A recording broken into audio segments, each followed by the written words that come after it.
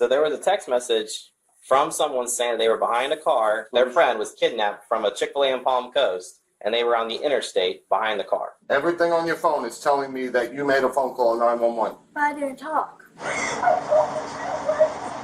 Because you did something stupid. I'm not going to the car! Wait a minute. Hey. On July 26, 2023, dispatchers in Volusia County receive urgent 911 text from a driver who claims to be following an armed kidnapper's van on the interstate. When they trace the phone, however, they learn the messages are coming from a residence in Port Orange, turning a plea for help into an unexpected lesson in consequences. I'm telling you this right now, you're going to take this as a lesson at 11 years old that if you do something stupid in the future, you're going to enjoy those cuffs. I'm not going to do this again. The following report is based on official police records, and the footage has mostly never been seen before until now. It's just after 9:45 a.m. when 911 begins receiving texts from someone named Lily Lee Combs. She claims to be following a kidnapper's van on the interstate, and updates are still pouring in. Volusia County deputies, multiple area police departments, and a helicopter join the urgent search. When they fail to locate the van, a deputy tries calling the phone number that's been sending the text messages. Hello? Hello? Hello? Hi. Is this what's your name? Can you hear me? Hello? I'm trying to reach the person that called 911. Hello? Yeah, can you hear me? Oh, shut up.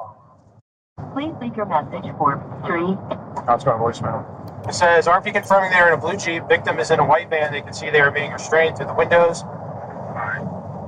At the turnaround? A new text message comes through, including a detailed description of the suspect, who's described as having brown hair and blue eyes. How is she behind him? She's seeing this happen and she knows what color eyes he has. That's weird. Brown hair and blue eyes, but she's behind him. Like, if she was saw the incident or saw witness the kidnapping, or how would you even be following them and know any of this? Yeah, RP confirming they were in a blue Jeep, victim in a white van. Of course it's a white van. It just, Yeah. you know what I mean? I'm not saying this by any means, but it's just, Yeah. I've had calls like this before. Their suspicions about the text messages are all but confirmed when a GPS trace on the phone comes back to a residence in Port Orange, indicating the texter is not traveling on the highway as they claimed. Deputies quickly head to the residence to investigate. Hi there, how you doing? Is this your residence, sir? This is. Do you have a daughter or a child at the home named by Lily Lee? No. No? Anybody home? Yeah, my wife, my kids. We just got home from Pennsylvania. Okay. I have an Ava and a Mikey. Ava and a Mikey? Yep. Wonderful. Would you like to see them? The deputies follow him to his house, where he informs his wife what's going on. There was a 911 call? Yeah, so somebody called in, or they texted. Sorry, I'm in my pajamas. No, it's fine. Yeah, you're fine. Someone texted into 911 that someone was getting kidnapped and they were on the interstate, but then when they went and did a location on the phone, the address was showing up here. As their daughter Ava steps into the garage, her phone rings. The deputy answers it, leading to a shocking conclusion. Hello? Hold on. Who's this? Volusia County Sheriff's Office. All right, cool. This is Deputy Asby, the Sheriff's Office. Oh, good. You got her. Yep. All right. Oh, okay. Is her dad home? Yep. I got both her parents here. Yeah, we're going to ask the sheriff to go away in a second. Thanks. Bye-bye. What happened? I'm so Let me see this phone. Yeah, so all these other numbers. So there's a phone call out to 911. There's a phone call out to Yeah. 911? What time? That's her There's one call. right That's here. her calling it. There's 911 again right there. This phone was called. These numbers calling back in are no caller ID. You did. Well, there's 3 different times of 911 was called out from this phone. 9:30 a.m. Yep. That was the initial call. Twice. But I didn't mean to call that But you did. Reports show that the number belonging to Ava dialed 911 at 9:30. When asked where the emergency is, a female identified as possibly a juvenile responded, "I'm sorry, I dialed the wrong number." The same phone number would later begin texting 911 to report the kidnapping. I'm just so confused. I'm sorry. When did you got a message about an interstate? So there was a text message from someone saying they were behind a car. Did I call this Who back? was kidnapped. That's Their friend was kidnapped from a Chick-fil-A in Palm Coast, and they were on the interstate behind the car. What time is this? This Today? is this is today. This Oh, is we actually got going on home right at now. 2:30 in the morning. Okay. So we were here the whole time since 2:30. We were on the interstate coming home from Everything's showing that Pennsylvania. Right. you called out. We showed up here like 2:10, 2:15. Okay. And we went to bed. But these 911 calls For this count. morning. You were calling 911? You were. Don't look surprised. You did. You Did did you? it on your phone. Did they say anything to you? No one said anything to you? Did you say, Ava, you have to explain what happened here. Something's going on. What did you know? What do you know? Mikey, go inside. Ava, get your shoes on. Come out here. I didn't hit anything. Call me and close the door. You're not in trouble. I just need to know what happened. I need to know and understand because this is like weird. Because we got to make sure that there's not somebody that's being kidnapped on the interstate and we're trying to find them. And Open your mouth if you said something on the phone. I didn't say anything. Everything on your phone is telling me that you made a phone call at 911. But I didn't talk. While one deputy heads to her cruiser, she greets officers from the Port Orange Police Department who have just arrived at the scene. Hey guys, how's it going? Oh, I was just trying to make heads and tails of that damn ball. There's Where's- so many notes in it, my God. Yeah, we're trying to figure it out. We're with the parents and the daughter, and I guess Okay. the daughter did have. We pulled up the call log, and she did call 911.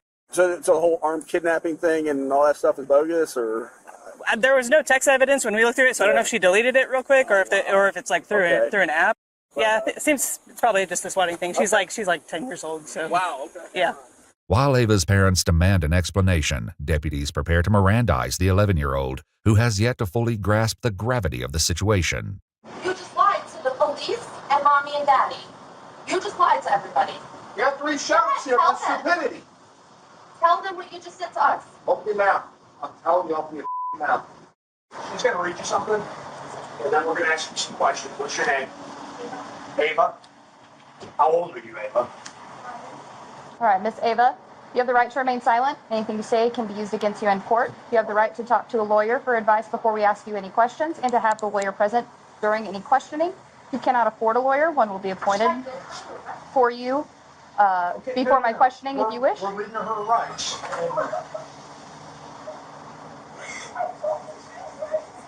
Because you did something stupid. Right.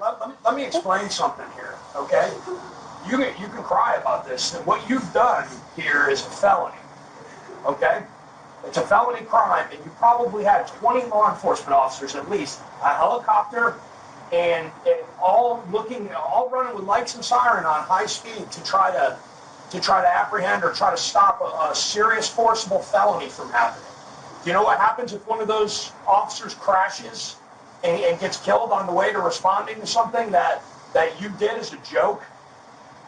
So you better take this serious. Under pressure from both her father and the deputy, Ava offers an excuse for her actions, which doesn't sit well with the deputy. Ava, you need to tell the exact truth. I don't want a story. I don't care what it is. I want the exact truth. You can't make this go away by being quiet. The only thing you're going to end up, that's going to happen to you is you're going to end up in a pair of handcuffs going to our juvenile facility. I'm not going to mince any words with you. That's a very distinct possibility of what can happen here today. Don't look at your mother. She didn't have any part in this. This was all you. Yesterday, I beat my brother. Said something about my brother. Just maybe talking about him. And I ended up doing it today and doing all this. And Was he part of planning this with you? no, he just said it. And What did he say? he said, let's 911. This is your brother? Yeah, he said it this way. You wanna get him? Let's dial 911. Well, we can, when we're done, well, you go wait a minute. And I said, no, we can't. And I have an idea this morning. And then I just... So you're trying to blame this on your brother? Yeah, but Was he with you when you made this call? No. Okay, was he with you when you made these texts? No. Okay, then you did this. You were on your own for this. And if your brother's 7 years old, you're not going to blame your 7-year-old brother for this. This was all your decision. Okay. To call 911 to say what? What did he say to call 911? Just call 911. You could ask him. So can I ask? What if was he told you to something go up on the roof YouTube and jump that you off the saw? roof? Would you do that?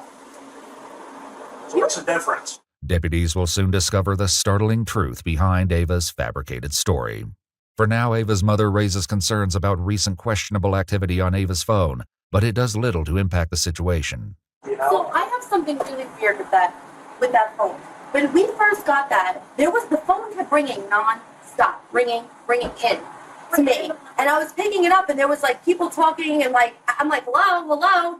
And like nonstop, like, I mean, every 4 seconds there was a call coming in with random numbers and I didn't know them. And I was saying, block contact, block contact. Like, as soon as we got that phone number. Okay, well, that has nothing to do with what went on today. Questions about her intentions lead to a harsh reality check from the deputy, who forces Ava to consider the possible consequences of the false report. What were you planning on happening out of this? But what did you think was going to happen when you said somebody was kidnapped and somebody had a gun? What did you think was going to happen? But did you have any thoughts about how much of the law enforcement resources in this area you were going to take up by doing that? I probably never thought of that, right? Did you think of the men and women that have families at home that are driving 90 or 100 miles an hour with their lights and siren on, trying to save somebody who's a victim of an armed kidnapping, that they could be involved in a traffic crash and be seriously injured or killed because you wanted to make a joke? Does that seem funny to you? Would that be funny if that happened? Because I can tell you that would be even more serious than what you're looking at right now. You physically see your father walk up to sheriffs, military, everybody, thank you for your service. And then you do like this? Though it wasn't captured on camera, reports state that Ava admitted to getting the idea to prank 911 from a YouTube challenge, and a deputy attempts to get more details. Where was this video that you saw? Where was it? On YouTube? Do you remember who the creator was or who the poster was, what it was about? What do you mean by all of this? This as in what?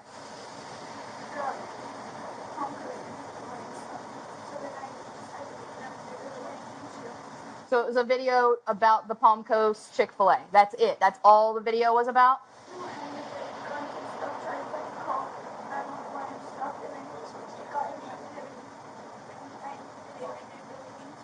Gotcha. So, yep. So you saw a video that somebody made about how fun it would be to call 911 or text 911 and say somebody's got a gun, somebody's trying to get hurt. You thought it'd be fun to recreate that. Is that what you're telling me? Okay. However, Ava is about to realize an apology won't be enough to escape the consequences. Meanwhile, one deputy reveals that he was able to reach Ava by phone just before their arrival and got a less than friendly response from the young girl. 27 minutes, she lied to the dispatcher or the call taker over text, and then when I caught her up, she told me to F myself and stop responding. Caught her up? Like, got her caught up. Like, hey, you know what's up? The jig's up. That's when she started deleting more text messages. Mm-hmm.